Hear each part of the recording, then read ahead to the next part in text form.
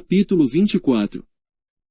Eis que o Senhor esvazia a terra, e a desola, e transtorna a sua superfície, e dispersa os seus moradores. E o que suceder ao povo, assim sucederá ao sacerdote, ao servo, como ao seu senhor, à serva, como à sua senhora, ao comprador, como ao vendedor, ao que empresta, como ao que toma emprestado, ao que dá usura, como ao que paga usura. De todo se esvaziará a terra, e de todo será saqueada, porque o Senhor pronunciou esta palavra. A terra pranteia e se murcha, o mundo enfraquece e se murcha, enfraquecem os mais altos do povo da terra.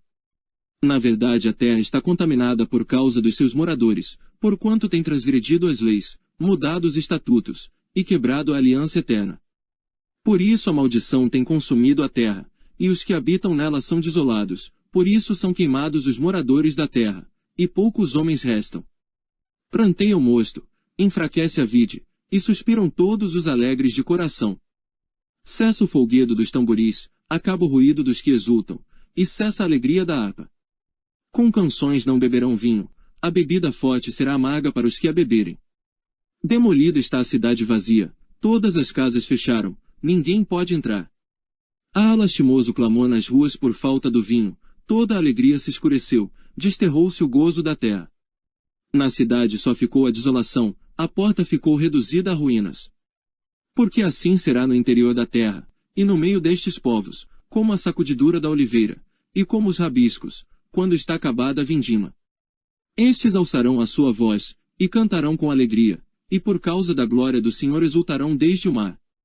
Por isso glorificai ao Senhor no Oriente, e nas ilhas do mar, ao nome do Senhor Deus de Israel. Dos confins da terra ouvimos cantar, glória ao justo. Mas eu disse: emagreço, emagreço, ai de mim. Os pérfidos têm tratado perfidamente, sim, os pérfidos têm tratado perfidamente. O temor, e a cova, e o laço vêm sobre ti, ao morador da terra. E será que aquele que fugir da voz de temor cairá na cova, e o que subir da cova o laço prenderá, porque as janelas do alto estão abertas, e os fundamentos da terra tremem. De todo está quebrantada a terra, de todo está rompida a terra, e de todo é movida a terra. De todo cambaleará a terra como ébrio, e será movida e removida como a choça de noite, e a sua transgressão se agravará sobre ela, e cairá, e nunca mais se levantará. E será que naquele dia o Senhor castigará os exércitos do alto nas alturas, e os reis da terra sobre a terra. E serão ajuntados como presos numa masmorra, e serão encerrados num cárcere, e outra vez serão castigados depois de muitos dias. E a lua se envergonhará, e o sol se confundirá quando o Senhor dos exércitos reinar no monte Sião e em Jerusalém, e perante os seus anciãos gloriosamente.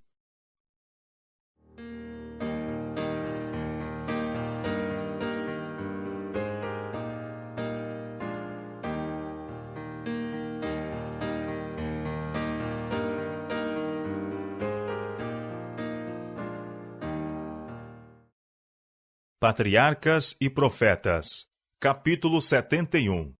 O pecado e arrependimento de Davi. A Bíblia tem pouco a dizer em louvor ao homem. Pouco espaço é concedido para se narrarem as virtudes, mesmo dos melhores homens que já viveram. Este silêncio não é sem motivo. Não é destituído de ensinos. Todas as boas qualidades que os homens possuem são dom de Deus. Suas boas ações são realizadas pela graça de Deus mediante Cristo. Visto que tudo devem a Deus, a glória do que quer que sejam ou façam, a Ele pertence somente. Não são senão instrumentos em suas mãos. Mais que isto, conforme ensinam todas as lições da história bíblica, é coisa perigosa louvar ou exaltar o homem. Pois se alguém vem a perder de vista sua inteira dependência de Deus e a confiar em sua própria força, é certo que cairá. O homem está a lutar com adversários mais fortes do que ele.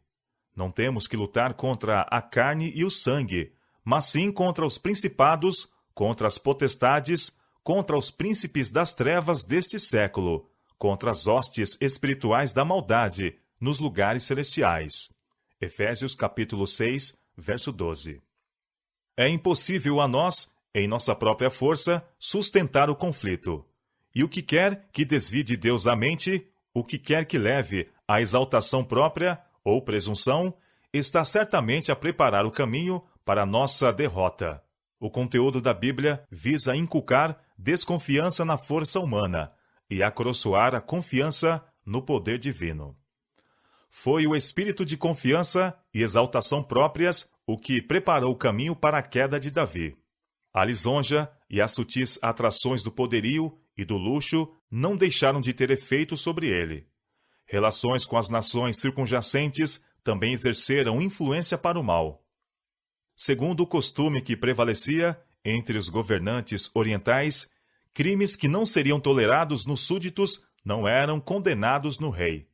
O monarca não tinha o dever de observar as mesmas restrições que os súditos. Tudo isto tendia para diminuir o senso de Davi em relação à excessiva malignidade do pecado. E em vez de confiar humildemente no poder de Jeová, começou a confiar em sua própria sabedoria e poder. Logo que Satanás consiga separar de Deus a alma, única fonte de força, procurará ele despertar os desejos impuros da natureza carnal do homem. A obra do inimigo não é feita abruptamente. Não é, ao princípio, súbita e surpreendente. É uma ação secreta de minar as fortalezas dos princípios. Começa em coisas aparentemente pequenas. Negligência de ser fiel a Deus e de confiar inteiramente nele. Disposição para seguir costumes e práticas do mundo. Antes da conclusão da guerra com os amonitas, Davi, deixando a direção do exército a Joabe, voltou a Jerusalém. Os sírios já se haviam submetido a Israel, e a subversão total dos amonitas parecia certa. Davi estava cercado dos frutos da vitória e de honras pelo seu governo sábio e hábil. Foi agora, quando estava à vontade e desprevenido, que o tentador aproveitou a oportunidade para lhe ocupar a mente. O fato de haver Deus tomado a Davi em ligação tão íntima com ele e de ter para com ele, Davi, manifestado tão grande favor, deveria ter sido o mais forte incentivo para conservar irrepreensível o seu caráter. Mas, quando em sua comodidade e segurança perdeu seu apego a Deus, Davi rendeu-se a Satanás e trouxe sobre sua alma a mancha do crime. Ele, o chefe da nação, indicado pelo céu, escolhido por Deus para executar sua lei, ele próprio pisou os seus preceitos. Aquele que deveria ter sido um terror aos malfeitores, pelo seu próprio ato, lhes fortaleceu as mãos. Entre os perigos da primeira parte de sua vida, Davi, consciente de sua integridade, podia confiar o seu caso a Deus. A mão do Senhor o havia conduzido com segurança através das inúmeras ciladas que tinham sido postas para seus pés. Mas agora, culpado e não arrependido, não rogava auxílio e guia do céu, mas procurava desvencilhar-se dos perigos em que o pecado o envolvera. Batseba, cuja beleza fatal se havia mostrado uma cilada ao rei, era a esposa de Urias, o heteu, um dos mais corajosos e fiéis oficiais de Davi. Ninguém poderia prever qual seria o resultado se o crime fosse conhecido. A lei de Deus declarava réu de morte o adúltero, e o soldado de espírito orgulhoso, tão vergonhosamente ofendido, poderia vingar-se tirando a vida do rei ou provocando a nação à revolta. Todo o esforço que Davi fez para esconder seu crime se mostrou inútil. Ele havia se entregado ao poder de Satanás. O perigo o rodeava. A desonra, mais amarga do que a morte, estava diante dele. Não havia senão um meio para escapar, e em seu desespero apressou-se a acrescentar o assassínio ao adultério. Aquele que tinha tramado a destruição de Saul procurava levar Davi também à ruína. Embora as tentações fossem diversas, levavam semelhantemente à transgressão da lei divina. Davi raciocinou que, se Urias fosse morto pela mão de inimigos na batalha, a culpa de sua morte não poderia ser atribuída ao rei. Batseba estaria livre para ser a esposa de Davi. As suspeitas poderiam ser removidas e mantida seria a honra real. Urias foi feito portador de sua própria ordem de morte. Uma carta, enviada pela sua mão a Joabe, da parte do rei, ordenava: ponde Urias na frente da maior força da peleja, e retirai-vos de detrás dele, para que seja ferido e morra. Joabe, já manchado com o crime de um afrontoso assassínio, não hesitou em obedecer às instruções do rei, e Urias tombou pela espada dos filhos de Amon. Até ali, o registro de Davi como governante fora tal como poucos monarcas já o tiveram. Está escrito a respeito dele que julgava e fazia justiça a todo o seu povo.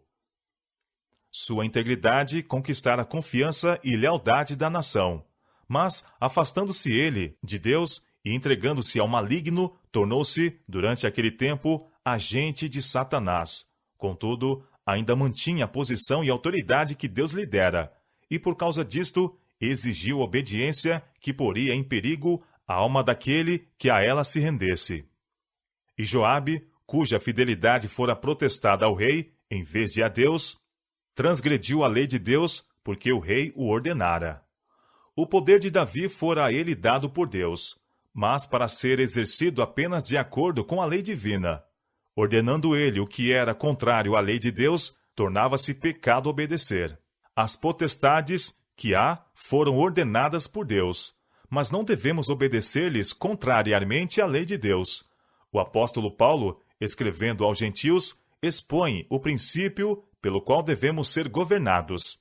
Diz ele: sede meus imitadores, como também eu de Cristo. 1 Coríntios capítulo 11, verso 1. Um relatório sobre a execução de sua ordem foi enviado a Davi, mas tão cuidadosamente enunciado que não comprometia nem Joabe, nem ao rei.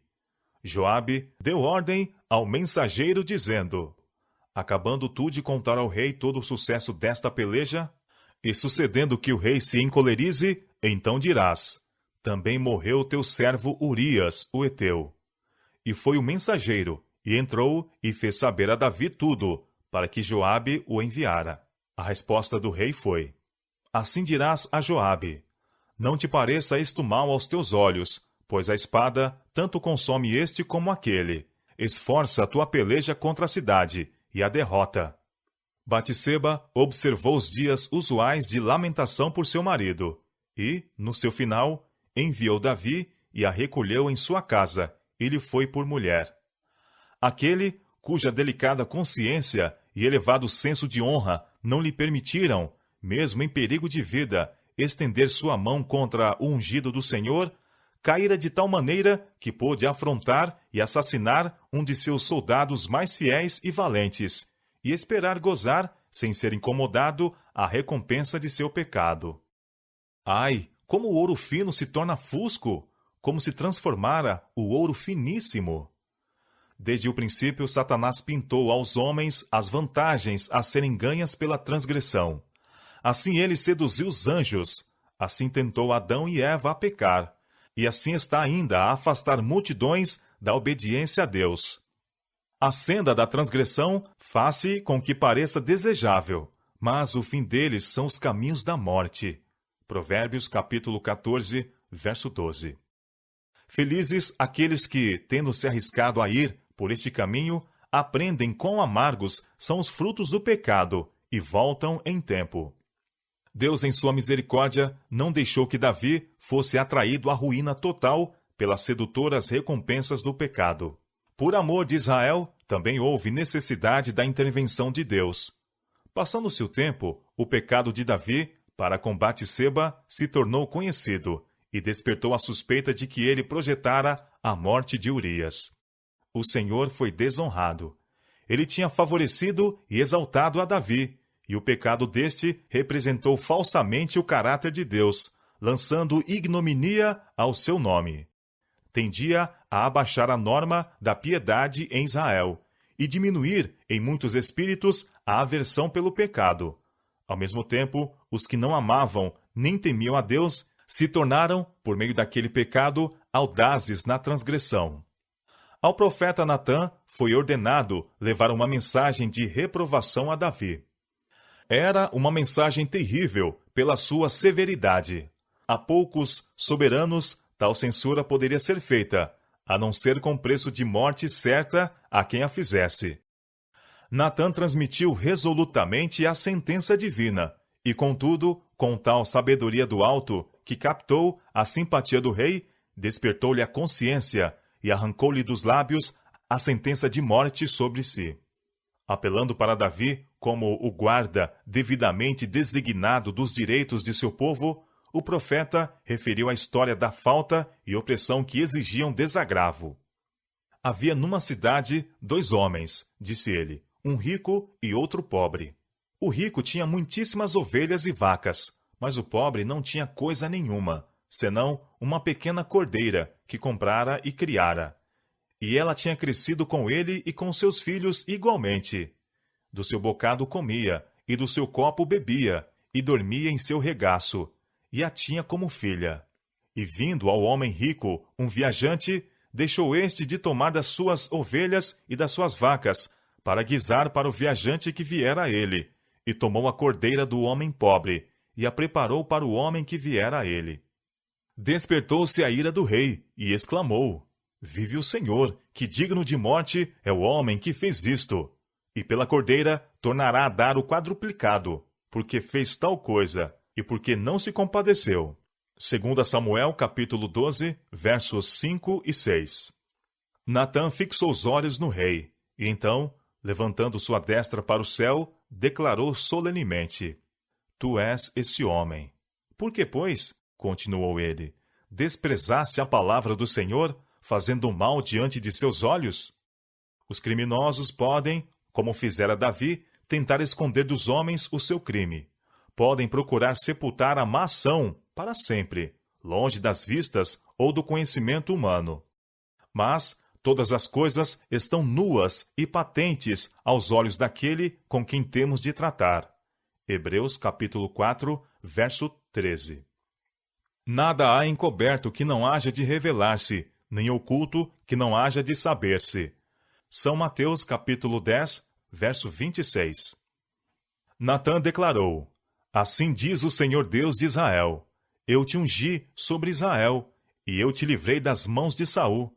Por que, pois, desprezaste a palavra do Senhor, fazendo mal diante de seus olhos? A Urias, o heteu, feriste à espada, e a sua mulher tomaste por tua mulher, e a ele mataste com a espada dos filhos de Amon. Agora, pois, não se apartará a espada jamais da tua casa. Eis que suscitarei da tua mesma casa o mal sobre ti, e tomarei tuas mulheres perante os teus olhos, e as darei a teu próximo. Porque tu o fizeste em oculto, mas eu farei este negócio perante todo Israel e perante o sol. A censura do profeta tocou o coração de Davi, despertou-lhe a consciência. Seu crime apareceu em toda a sua enormidade. Sua alma curvou-se arrependida diante de Deus. Com lábios trêmulos, ele disse: Pequei contra o Senhor. Todo o mal feito a outrem reflete do ofendido para Deus. Davi cometera um grave pecado, tanto para com Urias como para Batseba, e intensamente o sentia. Mas infinitamente maior era seu pecado contra Deus. Posto que não se encontrasse ninguém em Israel para executar a sentença de morte sobre o ungido do Senhor, Davi estremecia, com o receio de que, estando em falta e não perdoado, fosse ele suprimido pelo rápido juízo de Deus. Mas foi-lhe enviada a mensagem pelo profeta: Também o Senhor traspassou o teu pecado, não morrerás. Todavia, a justiça deveria ser mantida. A sentença de morte foi transferida de Davi à criança de seu pecado. Assim ao rei foi dada oportunidade para o arrependimento, conquanto, para ele, o sofrimento e a morte da criança, como parte de seu castigo, foram muito mais amargos do que poderia ter sido sua própria morte. Disse o profeta: Porquanto, com este feito, deste lugar sobremaneira a que os inimigos do Senhor blasfemem. Também o filho que te nasceu certamente morrerá. Quando seu filho foi atacado pela moléstia, Davi, com jejum e profunda humilhação, rogou pela sua vida. Retirou as vestes reais, depôs a coroa, e noite após noite jazia prostrado em terra, intercedendo, com a dor de um coração quebrantado, pelo inocente que sofria por culpa dele. Os anciãos da sua casa se levantaram e foram a ele, para o levantar da terra. Porém, ele não quis. Muitas vezes, quando foram pronunciados juízos sobre pessoas ou cidades, a humilhação e o arrependimento desviaram o golpe, e aquele que é sempre misericordioso, pronto a perdoar, enviara mensageiros de paz. Animado com esse pensamento, Davi perseverou em sua súplica, enquanto a criança foi poupada em vida. Sabendo que era morta, silenciosamente submeteu-se ao decreto de Deus. O primeiro golpe fora desferido, naquela retribuição que ele próprio declarara justa. Mas Davi, confiando na misericórdia de Deus, não ficou sem consolação. Muitíssimas pessoas, lendo a história da queda de Davi, têm perguntado: por que se faz público tal registro? Por que achou Deus conveniente patentear ao mundo este negro episódio da vida de quem fora tão grandemente honrado pelo céu? O profeta, em sua reprovação a Davi, declarou com relação ao seu pecado: com este feito, deste lugar sobremaneira a que os inimigos do Senhor blasfemem. Através de gerações sucessivas, os incrédulos têm apontado para o caráter de Davi, que traz esta negra mancha, e exclamado com triunfo e escárnio: este é o homem, segundo o coração de Deus. Assim foi trazido o opróbrio à religião. Deus e sua palavra foram blasfemados. Almas se endureceram na incredulidade, e muitos, sob um manto de piedade, se tornaram audazes no pecado. Mas a história de Davi não fornece defesa ao pecado. Era quando ele andava no conselho de Deus que era chamado homem segundo o coração de Deus. Pecando, isto cessou de ser verdade com relação a ele, até que pelo arrependimento voltasse ao Senhor. A palavra de Deus compreensivelmente declara: esta coisa que Davi fez pareceu mal aos olhos do Senhor. 2 Samuel, capítulo 11, verso 27. E o Senhor disse a Davi pelo profeta: por que, pois, desprezaste a palavra do Senhor, fazendo mal diante de seus olhos? Agora, pois, não se apartará a espada jamais da tua casa, porquanto me desprezaste. Embora Davi se arrependesse de seu pecado e fosse perdoado e aceito pelo Senhor, ceifou a messe funesta da semente que ele próprio semeara. Os juízos sobre ele e sua casa testificam da aversão de Deus ao pecado.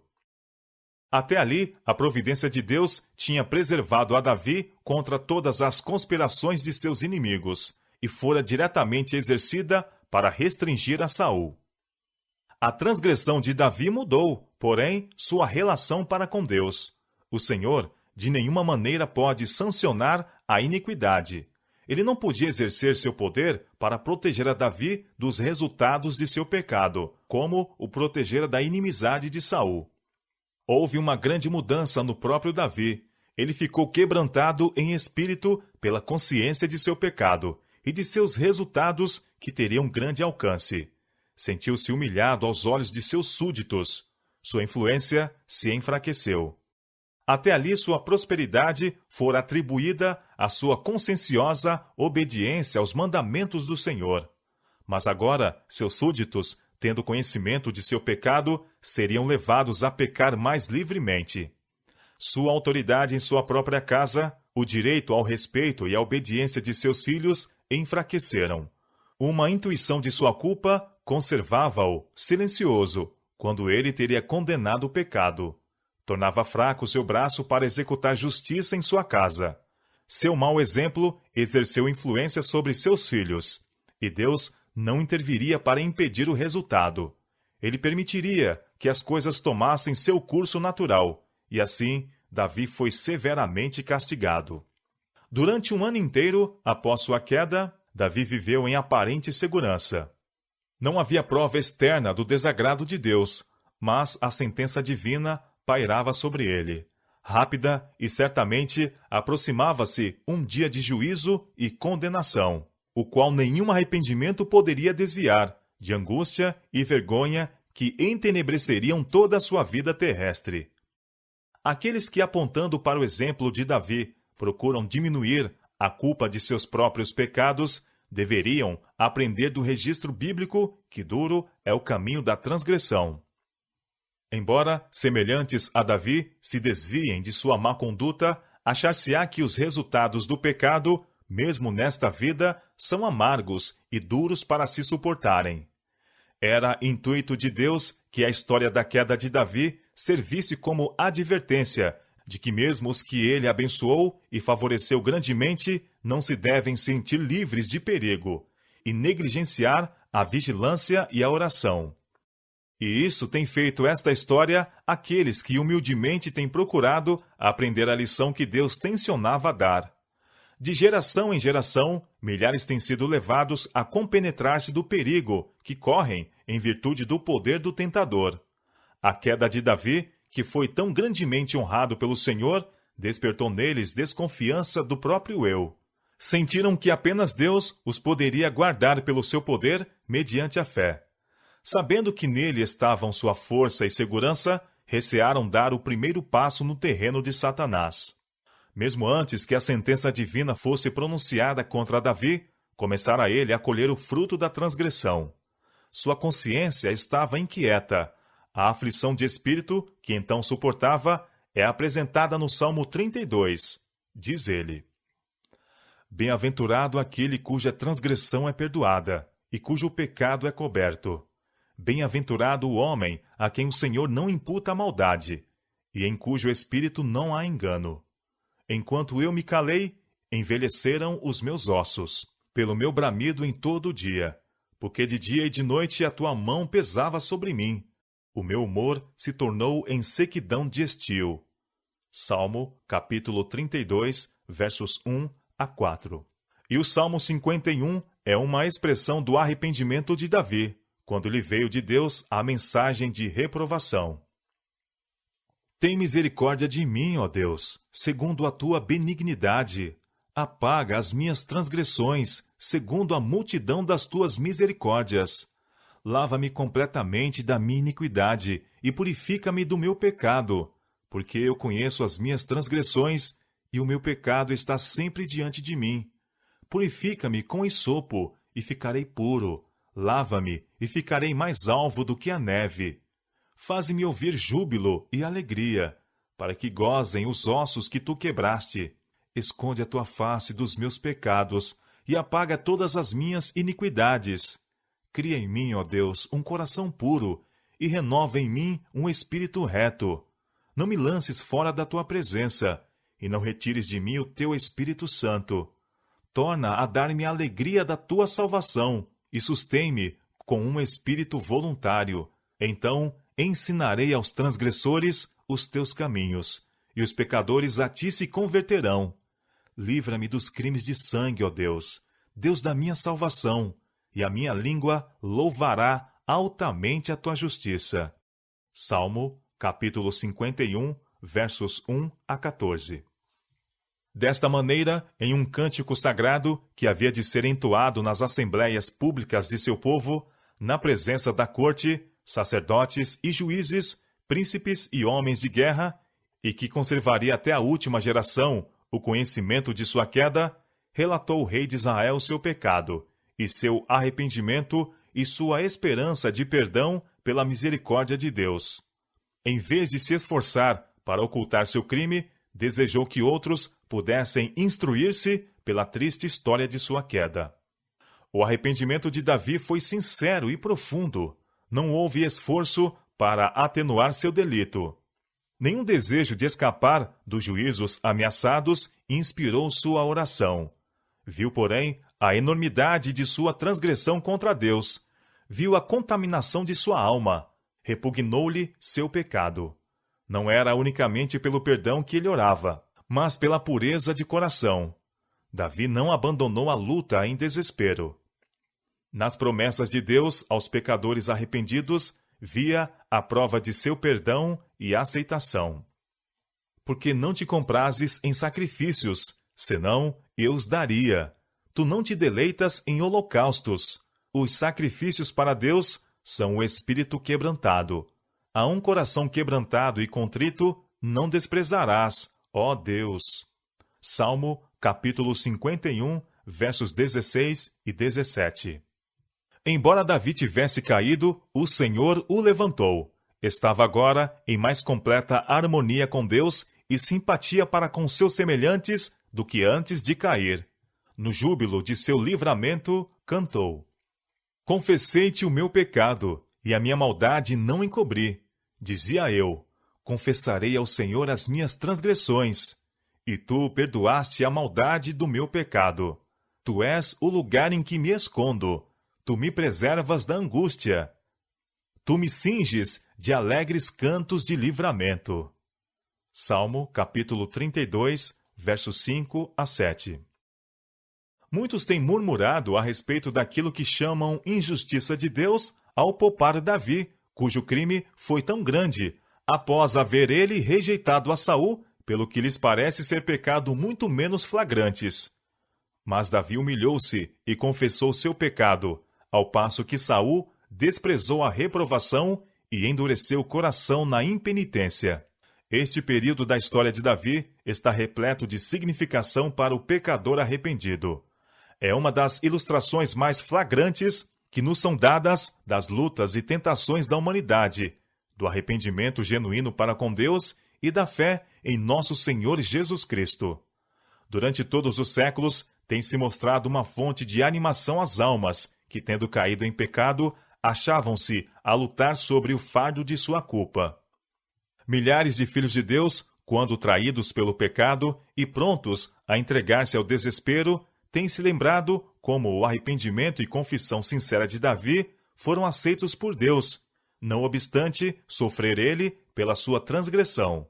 E estes também se revestiram de coragem para arrepender-se e procurar novamente andar no caminho dos mandamentos de Deus.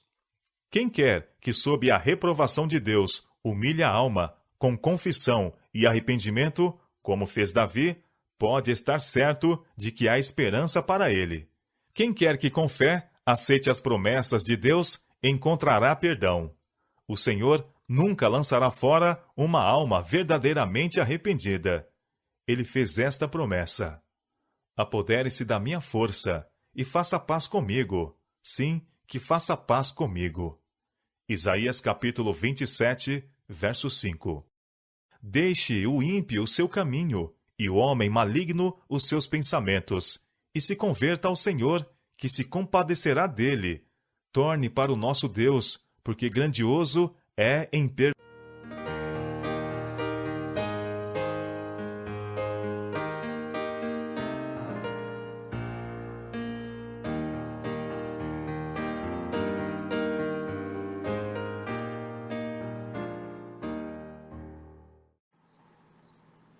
Amados, 11 de dezembro de 2018. Em sonhos, vi que muitas pessoas que sabiam qual era o seu dever e não o executavam ou o aceitavam, seriam deixadas para trás. Este dever tem a ver com todos os aspectos: físico, mental e espiritual. Foi-me deixado saber que Deus, ao que chama, capacita, mas o indivíduo, por não querer deixar a sua zona de conforto e se atrever a ignorar o chamado do Eterno, logo uma nuvem de escuridão embargará seu ser, e isso o inabilitará para o trabalho confiado. Vi que era um terrível pecado resistir ao chamado do Espírito Santo, porque rejeitar esse chamado equivale à perda da salvação. Naquele momento, meu acompanhante disse: neste momento, não há tempo a perder. Os preparativos das bodas estão prontos e o livro da vida é trabalhado rapidamente. Tudo está preparado para o desenlace final. Uma demora agora, assim, seria fatal. Vi como as pessoas que eu conhecia e que não conhecia estavam tendo lutas mentais em obedecer ou não às ordens dadas por Deus para essa hora. E quanto mais resistiam, um véu escuro como a sombra da noite os cobria. Anjos excelsos em glória contemplavam esse momento. E se a pessoa caísse de joelhos em busca de ajuda, eles se mobilizavam rapidamente, trazendo luz para onde a escuridão estava. Eu também vi outros onde muita luz neles brilhava, e estes, em sua demora, a luz foi se extinguindo neles até ficar na escuridão total. Foi-me deixado saber que nossa mente, juntamente com o nosso livre-arbítrio, é uma arma muito poderosa para sermos capazes de vencer, se a submetermos a Deus. Mas se ignorarmos isso e nos deixarmos intimidar pelo inimigo, seremos derrotados com todas as vantagens. Vi que nossa obra urgente é clamar por libertação ao pecado em nossas vidas e nos prepararmos com as instruções terrenas que Deus já havia prescrito há muito tempo. O Deus de Israel pode dar herança a seus filhos, mesmo nos desertos mais inóspitos. É apenas nos consagrarmos a Ele e caminharmos para fazer Sua vontade. Não é plano de Deus que alguém tente obter algo por ganância ou roubo desonesto. O Santo de Israel é poderoso para nos conceder o que Ele sabe que precisamos. Não é sua vontade que seus filhos peguem o que não lhes corresponde. O céu é ordem e justiça, paz e amor, foi-me deixado saber. E quem obra indignamente não pode ter a proteção de Deus. Sedes, pois, zelosos, foi-me dito, submissos e justos, e anjos ministradores os guiarão por caminhos seguros. Queira Deus que assim seja, é meu rogo e oração. Que o Senhor os abençoe.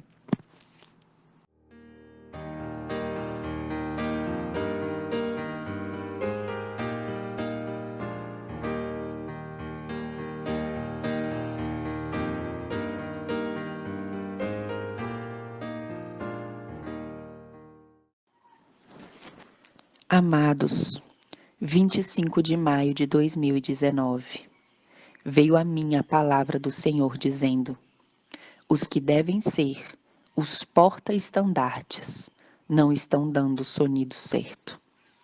Estão diminuindo o foco, o brilho da luz, pouco a pouco, com medo de um mundo que está sentenciado à morte.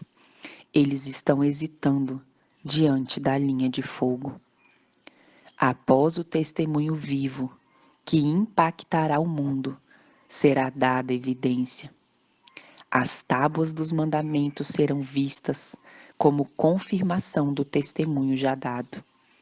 Mas esta evidência já não terá efeito de salvação para aqueles que não se deixaram convencer.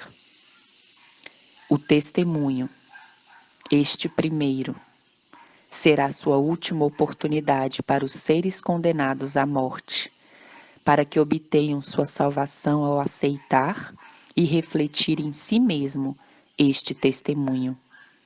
Ninguém que deixe este processo e finalidade de lado poderá receber a herança eterna.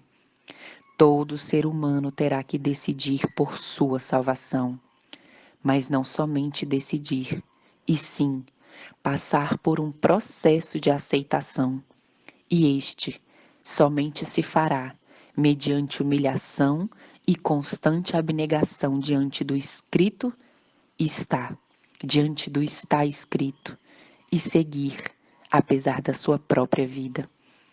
Não há ninguém, nenhum, que possa salvar-se sem que haja refletido o caráter de Deus, estando neste mundo. O que comete escárnio, o problemático, o acusador, o mentiroso, o rancoroso, o que busca contenda, o escarnecedor, o que fala mal do seu irmão pelas costas, não herdarão a vida eterna. Conhecei, povo, meus tempos e as minhas festas, meu calendário. Ou não sabeis que todos os meus movimentos são nesses tempos? Como podem se esquecer disto? Acaso não sereis bereanos, arqueólogos? Qualquer que atrapalhe isso será acusado diante de Deus e culpado de juízo. Ah, Jerusalém, ah, Judá, ah, Israel, Como puderam se esquecer dos meus ditos, meus decretos e meus estatutos? Acaso será minha voz uma sugestão para os seus ouvidos? Vivo eu, que nem um jota, nem um tio passará, porque tudo isso é para a salvação. Arrependei-vos e retornai às veredas antigas, porque senão trarei sobre vocês grandes calamidades. Porque por suborno e altivez de espírito não atendeis às palavras do Eterno. Porque na escuridão planejam a destruição do meu povo e deixam sem resolver a confusão. Porque são como Tomé, ao ver creem, mas por fé não reagem. Vivo eu, que ninguém que não viva pela fé será dada herança eterna. Não será perdoado nem a arrogância e nem a altivez de espírito. Acaso vocês não conhecem os tempos, quando vem o verão e o inverno? Porque retiveram a verdade e lutaram contra ela. A ti que se confiou grande luz, eu declaro contra ti hoje estas coisas: escassez, vitupério e grande mortandade. Tuas carnes serão atiradas entre os malvados, porque sua altivez não te deixou reconhecer o dia da sua visitação, e você recusou ouvir a voz e a súplica do Santo de Israel. Apartai-vos, povo meu, e não toqueis no imundo, para que também não pereça nesta tão grande angústia. Seja fiel até a morte, e eu te darei a coroa da vida. E nesse momento, amados, não recebi mais palavra do Senhor. Queira Deus que cada um de nós possa ser dos que falem a verdade, não importando as consequências, para que assim possamos ser aceitos em Cristo Jesus e, sobretudo, que possamos viver e refletir essas verdades em nossa vida. Que seja nossa petição ao Senhor da colheita, que derrame em nós o seu Espírito Santo, seu caráter, para que assim possamos impactar um mundo que perece e possamos ir prontos a Canaã. Que o Senhor os abençoe.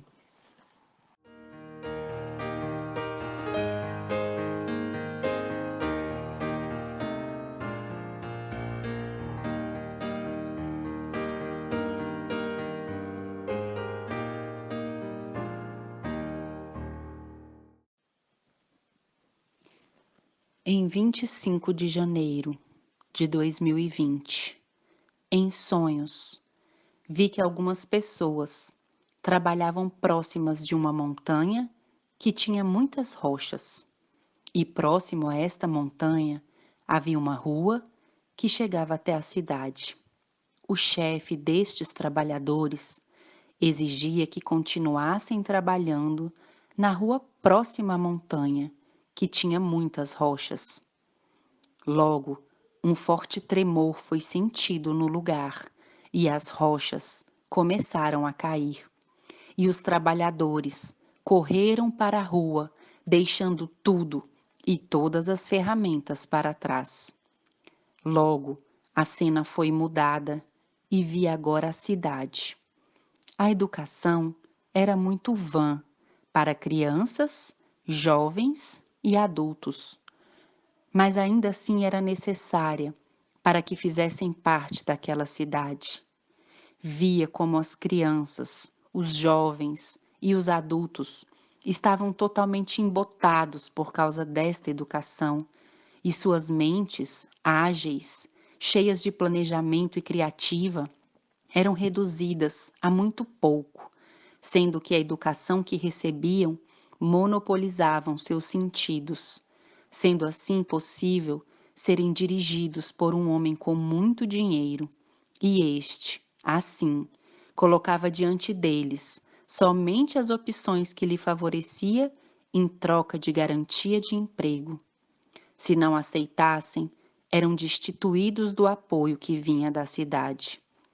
Vi como muitas pessoas, muitos, mas muitos viviam nervosos, atarefados e angustiados pelo temor de perder o sustento, que vinha da cidade e de quem a controlava.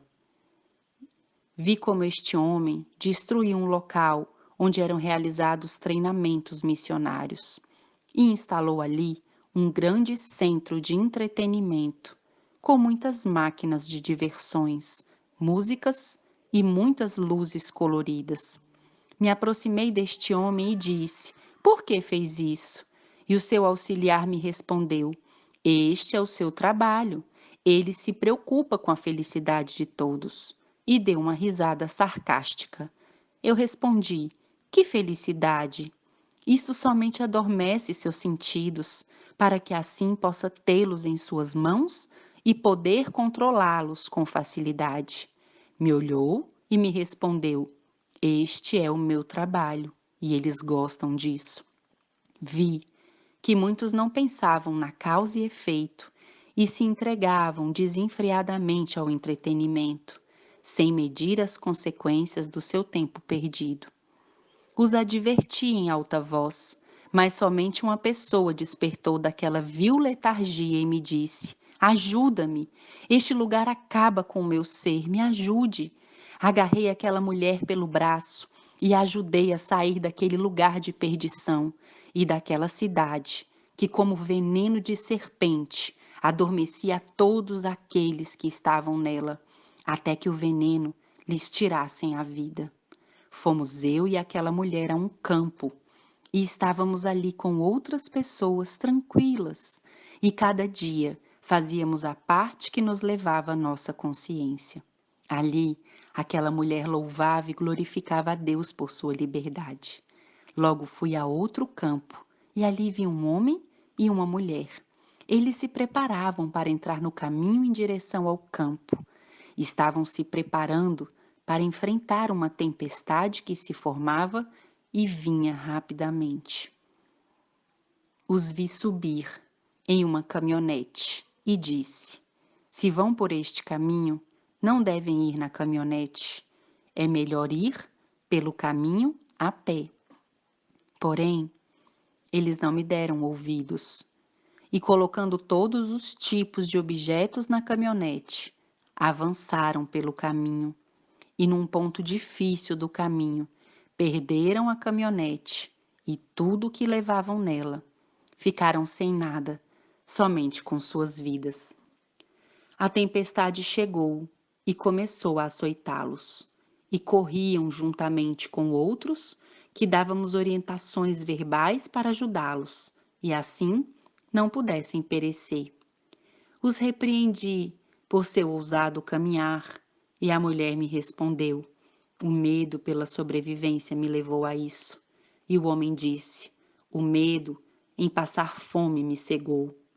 Nesse momento escutei uma voz muito forte que vinha dos céus e disse: "Chegará o momento, e já chegou, onde todos os que vivem no mundo serão afetados, e o mundo verá os verdadeiros princípios que os governam, mas meu olho somente vigiará, protegerá e cuidará dos meus escolhidos." Muitos, muitos, muitos me foi repetido, dos que conheciam sobre este momento, decidiram não se preocupar. Mas sua hora vai chegar, quando em grande calamidade desejarão o que desprezaram e não terão, porque desprezaram os dias das coisas pequenas e desprezaram o plano que tracei para a salvação das suas almas. Meu ser tremia ao ouvir estas palavras e minhas lágrimas não podiam ser contidas e exclamei: "Ó Senhor, quantas vezes foram advertidos sobre isso? Quantas vezes? E agora, o que fazer?" A voz me disse: "Ande você e sua casa e apronte tudo, porque o momento é chegado." E seguiu dizendo: "Muitos correrão de um lado para outro e buscarão a salvação, mas no momento de atuar com base em seu conhecimento, não somente foram rebeldes a isso, mas fizeram sofrer a todos aqueles que os advertiam. Mas agora o sofrimento está sobre eles." E prosseguiu dizendo: "Ninguém que omita seu dever e despreze os dias das pequenas coisas poderá vencer." A morte é esta: cria e se propaga nas cidades. E todo aquele que sabe essas coisas e ali permanece em desobediência, esta chegará a ele. Este é o momento das trevas, e seu curso se intensifica. Somente uma estrita obediência às minhas leis e meus mandamentos e estatutos poderão livrá-los. Amados, neste momento despertei, com uma sensação de urgência tão grande dentro do meu ser.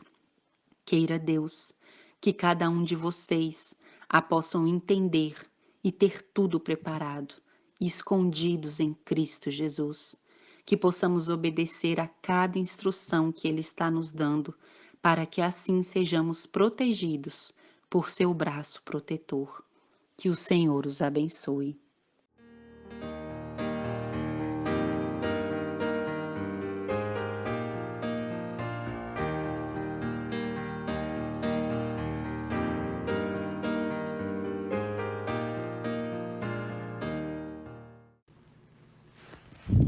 Em sonhos, vi como uma pessoa acusava outra de muitas situações, e quem acusava tinha prazer de fazê-lo, e o acusado estava muito triste e de cabeça baixa. Eu o via de vez em quando levantar a cabeça e olhar seu acusador, e tudo o que ele conseguia fazer era dizer: não, não é assim. Oh, não, isso não aconteceu assim. Eu vi que a pessoa acusadora não conseguia parar de acusar cada vez mais, com mais raiva, até que se transformou em fúria destrutiva. Vi então que o acusado caiu de joelhos e orou em grande agonia. Pude notar que seus olhos estavam cheios de lágrimas e ele continuou a orar. Logo, uma luz o envolveu e eu pude sentir seu rosto se encher de paz. Ele se ajoelhou, abriu os olhos e ouviu dizer de seus lábios. E eu ouvi dizer de seus lábios: isso, pelo qual você me acusa, não é verdade, por tal e tal motivo. E esta outra coisa não é assim, por tal e tal razão. E assim, cada acusação foi combatida pela verdade que fluía daquela luz que a investia. Desta forma foi-me dito que a ajuda virá do alto, diante das adversidades e das acusações, se realmente forem acusações, pois cada pecado não confessado ou ação ilícita privar-nos-á de uma ajuda tão importante e necessária para prevalecer em situações angustiantes. Fui informada de que é extremamente necessário, a cada momento e dia, de estar em contas com Deus, porque a tempestade está diante de nós. Cada prática ilícita, cada pensamento pecaminoso, cada atitude ociosa, cada palavra imprudente e não confessada será fatal nesta hora, pois nos privará da ajuda celestial. Que Deus nos conceda que nos deixemos ser ajudados e nos tornemos vitoriosos em Jesus Cristo. Que o Senhor nos abençoe.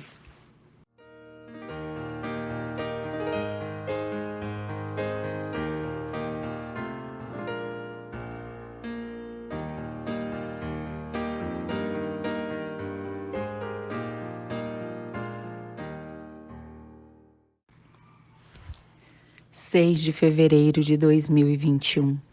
Em sonhos, foi-me dito para testemunhar algo, para ver e prestar muita atenção. Foi-me dito: observa. Vi várias famílias conhecidas e desconhecidas, e todas elas viviam em diferentes tipos de caos.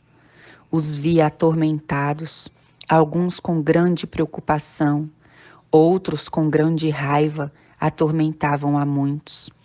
A sua vida tinha se tornado este caos, foi-me dito, devido às suas más decisões, mas sem o reconhecerem, atribuíram seus infortúnios a tudo e a todos, exceto a si próprios. Cada coisa que não reconheciam como a causa da sua desgraça aumentava o caos na sua vida. Viveram a sua vida sem pensar que o Eterno tomava revisão de seus atos. E agora, Desprotegidos à sua sorte, não lamentaram, mas negaram o seu grande infortúnio. Vi algumas pessoas tentando fazê-los compreender a sua situação real, mas tornaram-se mais violentos. Vi que as pessoas que tentavam ajudá-los se afastavam deles, porque não conseguiam fazê-los ouvir a razão. Foi terrível estar perto dessas pessoas que viviam este caos, porque todos os que se aproximavam delas e seguiam seu modo de vida se contagiavam com esse caos. Por isso, vi-os à sua sorte.